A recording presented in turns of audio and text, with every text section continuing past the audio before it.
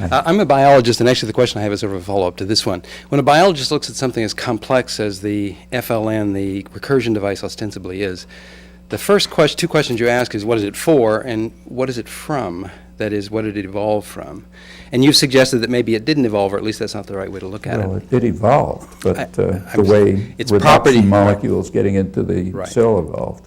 Well, it's also evolution. So its properties, in other words, on that view, are more contingent on its function, its contemporary function, rather than its evolutionary origin. Well, see, even that's misleading, because there's a factual question about what the function is. I mean, the usual assumption about language has been that its function is to facilitate communication. Right. This, I've never believed that, and this point of view takes a very different approach. It says the function, if you want to use the word, of language is to link interface conditions. And when you look, here it's just an empirical question, and when you look closely at the structure of language, I could mention some cases, I think what you find is that the computational system is optimal, is apparently optimal with regard to linking the interface, but is very non-optimal with regard to communication. I see. So, but I actually have a specific question about its origin. So, there is a case to be made that animal minds evaluate contingent circumstances and control their purposeful motion in response to those, that those systems are in fact hierarchically nested and combinatorial. There's actually an argument to be made that that's true. That looks remarkably like the FLN. That looks remarkably like the recursion device.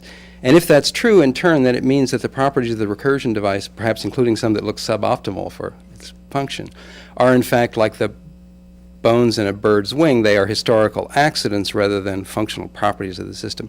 Could you perhaps explore that just for a moment, whether you like or dislike that view? There's a difference between hierarchical structure and recursion. There's all kinds of, take say the birds and, the bones, and I got 5 fingers, other animal has 3, and so on. That's hierarchical structure, but it's not recursion. There's no recursive process that gives you an arbitrary number of fingers, each stage of which has particular significance. Remember, this recursion is not like, walking. I mean, you take 1 step and then 2 steps and then 3 steps. Every stage in the process has particular significance, determined significance at 2 interfaces. And that's something completely different than hierarchical structure. Yeah, I was actually referring to things like Biedermann's view of perception, for example, that it's inherently combinatorial and hierarchically nested. Do you like or dislike that view? Yeah, it's fine. I mean, in fact, maybe we could have gone into this. In fact, I mentioned it, that the could be that the recursive systems not only maybe they're connected with whatever's involved in insect navigation, but they could also be involved with what a lot of perceptual psychologists call the rules of vision. The rules that make you see some object, some presentation as a 3-dimensional object in motion. I mean, there's a pretty well understood by now computational procedure that determines that from very few presentations, like 3 tachistoscopic presentations, get you to see a rigid object in motion. Okay, there's some kind of principles involved in that, and it wouldn't be outlandish to assume that those were called rules of seeing, are similar in some way to whatever's going on here. I mean, like, this didn't come from nowhere. The question is where it came from, and in my view, an exciting and not implausible conclusion is that it just comes from the way nature works with computational systems, and therefore you're going to find it all over the place. I guess if there's one more question. I'm really, again, as a biologist, struck by why linguists are, I'm not sure the word is hostile, but apparently indifferent to this question of what language is for.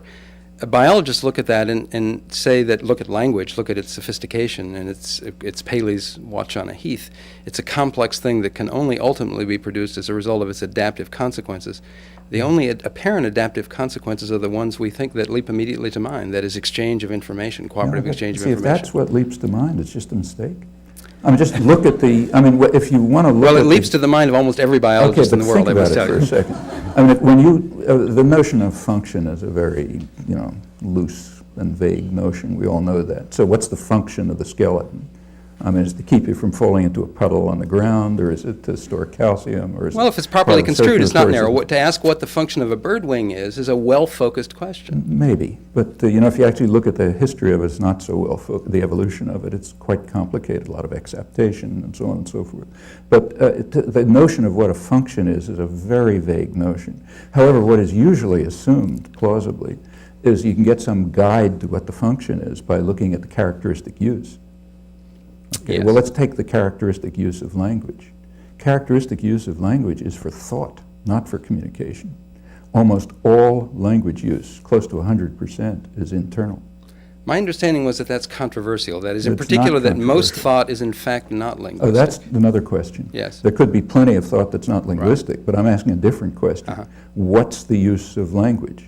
Statistically speaking, it's almost all internal. If you want to check that, just introspect for a couple hours. Well, but that's based on introspection. I could make No, the it's counter. based on observation. Well- That introspection is a kind of observation. Yes, I I agree mean, with if that. we had an outside way of looking at introspection, we'd find the same thing. But an equivalently plausible interpretation of that is that that appears to be true subjectively because the purpose of language is to prepare our thoughts for the ultimate purpose of social communication. Well, you can It doesn't say this if control you- thought yeah, in you the can sense say that- this if you want, but that's now we're off way in outer No, space. those are competing No, models that they're should be not. susceptible I mean, to test. Yeah, all we know is the following: that the overwhelming use of language, close to 100%, is internal. And when you think about what that internal stuff is, it has very little to do with communication. Like you can spend half your life obsessing because somebody criticized you 10 years ago. You don't expect to communicate it, but that's the kind of thing that goes on your mind all the time.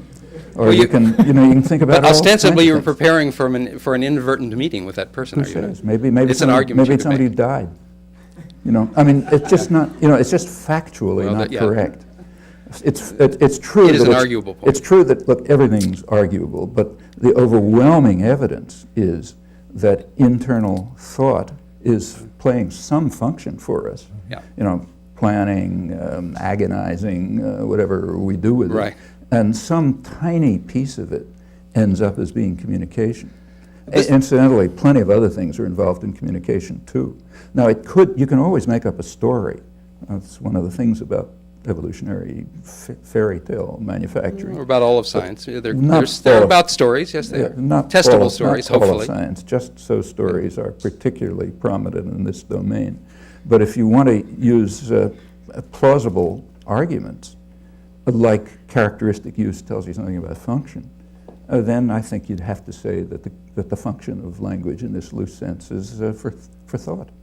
Some of it ends up being communication, very small parts. In fact, even the part that is externalized is communication, only in a very odd sense. Mm-hmm. I mean, like if you meet somebody it's very hard for people to be next to each other and not to talk to each other. Yeah. It's kind of, it's like dogs looking at, another's eye.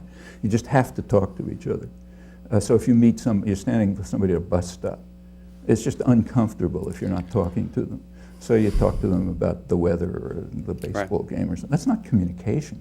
That's just, it's sometimes called phatic communication. It's just a way of establishing human relations. Social. But that's not communication in the sense of transmitting information or anything. If by communication you just mean interacting with other people, well, yeah, okay. Then it would turn out, if you do it descriptively, I think it would turn out like this. Overwhelmingly, language is internal. I mean, it's literally close to 100%. Some of it is externalized. Of the part that's externalized, a lot of it is just phatic communication, meaning we want to be part of a group, or we don't want to feel hostile to each other. Like you don't look at a person, you don't like gaze is always off to the side, or you stay at a certain distance from somebody, and that sort of thing. A lot of it just seems to be like that, and some very small part of it is communication in some independent sense of the word communication. So you can make up a story saying that it's that very small part that drives the system, but we have no evidence for it.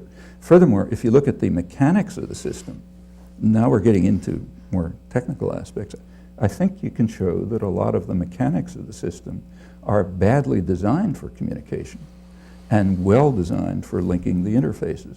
Actually, one important case of this, which is, if any of you are writing parsing programs, programs where you're trying to do automated parsing. There's one overwhelming problem that you always face, and that is a word comes along like a WH word, what or something like that, and because of the way language works that it's going to be linked to some position in the sentence, but that position happens to be not heard, to gap. So you have the problem of taking a word who and figuring out what unexpressed, there's no space, there's no break, there's no nothing, but what point in the utterance is it connected with? Just think how easy it would be if you repeated it. So if you didn't say, what did you see, but what did you see what? Okay, then the problem's trivial. However, that's computationally more difficult. If you look at the way our beliefs about the computational systems, if they are recursive as in the way we think, that would involve more computation for linking the interfaces.